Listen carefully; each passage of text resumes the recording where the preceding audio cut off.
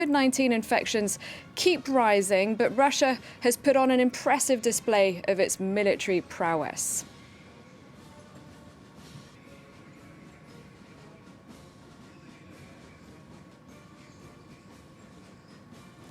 And 50 new cases today and 154 deaths.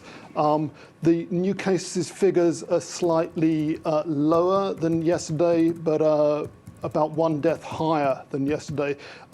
What people in Moscow believe is that now the virus is raging outside of the capital, and they feel that it's reducing in the capital, although the overall figures have gone above 600,000 across the country. That didn't seem to deter people this morning. I went along to the Kremlin to have a look at the parade as the tanks and the armoured vehicles and what have you rolled out after the events inside Red Square. Normally that place by the bridge across the river Moscow in front of the Kremlin would have been absolutely crowded. There were quite a lot of people there, several hundred, but not as many as normal. Talking to local people, they seemed unconcerned about the virus. They said, oh, well, it's reduced now.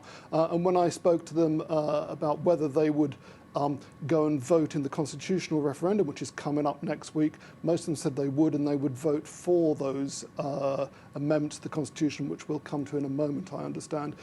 President Putin, speaking to the troops and to the guests assembled on Red Square, honoured the Red Army's role in defeating Nazism and said that it was actually the Soviet people that had crushed the evil of Nazism. And he alluded to the nuclear talks which began in Vienna on Monday, saying that now was a time not to forget about common security concerns. He didn't specify those talks, but it was clear what he was alluding to. Nick, you mentioned that referendum because it is interesting to note that this parade came a few days before the country holds a vote on constitutional changes that are expected to extend Vladimir Putin's time in office. That's quite right.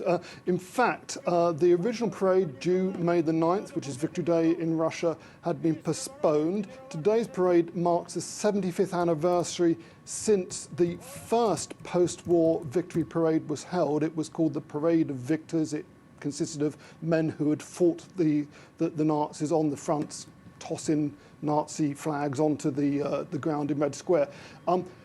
President Putin was very keen to have this parade because this kind of marks a high point of the country's patriotic past. 95% of the people in Russia believe this is the biggest memory in their country. And then with that constitutional reform coming up next week, it's very important for Vladimir Putin because it's going to allow him to stay in power to 2036, although that's not being flagged in the leaflets and information being sent out to people. Early voting starts tomorrow in that referendum.